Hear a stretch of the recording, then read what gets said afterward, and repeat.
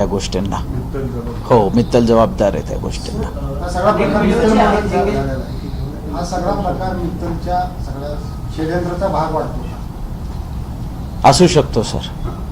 Sir, अनेक video जे आहेत एंगेजमेंटचे पण ज्या ह्याच्यामध्ये तुम्ही पण दिसताय त्या सगळ्या यामध्ये दोघंही केतन आणि सिया देखील खुश होते असं तर दिसतंय व्हिडिओमध्ये. पण मग केतननं काही सांगितलं होतं का तुम्हाला की आमच्यात सगळं अंदर नाही का आमची भांडणं होत आहेत असं काही बोलणं झालं होतं? नाही, भांडणं वगैरे कधी नाही बोलला.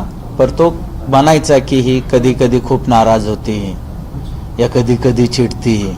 तर असा फोन लगातार एंगेज राहतो. तर आम्हाला वाटलं की नवीन नवीन असतात जेव्हा मुलं मुली भेटतात तर थोडं बहुत असतं, यापेक्षा असतात थोड्या बहुत टायमाच्या ह्याच्या त्याच्या.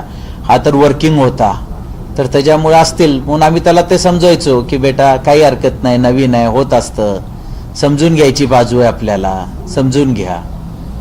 सर, तुम्ही ऍक्च्युली हा मुद्दा नव्हता काढायचा. 1 महिना झाला, त्या दिवशी नेमकं काय झालं होतं? सिया ज्यावेळेस हे सगळं घडलं त्यावेळेस पहिला फोन सियाने सियाच्या आईला केला होता असं बोललं जातं. तुम्हाला कधी कळलं?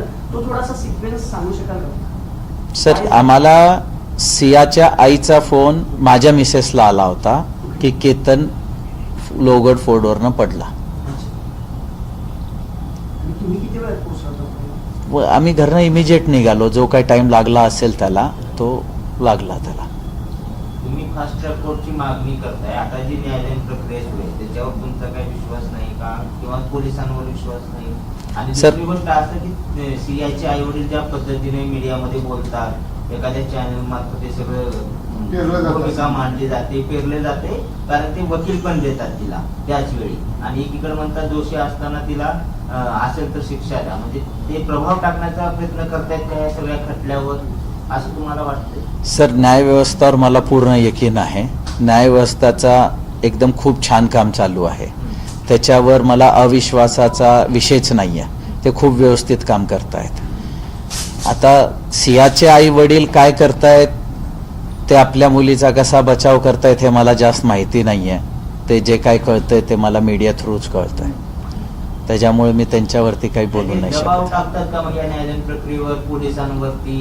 या सगळ्या एवढ्या सगळे हे प्रकरण एवढं गाजतंय त्यामुळे माझ्या मुलीचा सुद्धा विश्वास, म्हणजे दोषी असेल तर शिक्षा करा असं म्हणून एक प्रकारे दबाव टाकतायत का, असं वाटत नाही का तुम्हाला? नाही सर, माझ्या वाटण्याने उपयोग नाही ना. का की जी न्यायव्यवस्था आहे त्यांच्यासमोर जी सत्य असेल ते सगळ्यांसमोरच येणार आहे, त्यांच्यासमोर पण येणार आहे. आज ते बोलतायत, जेव्हा त्यांच्या समोर येईल, आज त्यांना अगर भरोसा वाटत नाही, जेव्हा त्यांच्या समोर येतील त्यावेळेस बघू त्यांचं काय उत्तर येतं. तुम्ही न्यायव्यवस्थेवरती देखील विश्वास व्यक्त केला आणि दुसरीकडे मात्र पंतप्रधानांना देखील थेट पत्र देखील लिहिलेलं आहे. सर, मला न्यायव्यवस्थेवर भरोसा नाही म्हणून मी पत्र नाही लिहिलं. मी फक्त एक माझी व्यथा पंतप्रधान साहेबांना, प्रेसिडेंट साहेबांना व्यक्त केली आहे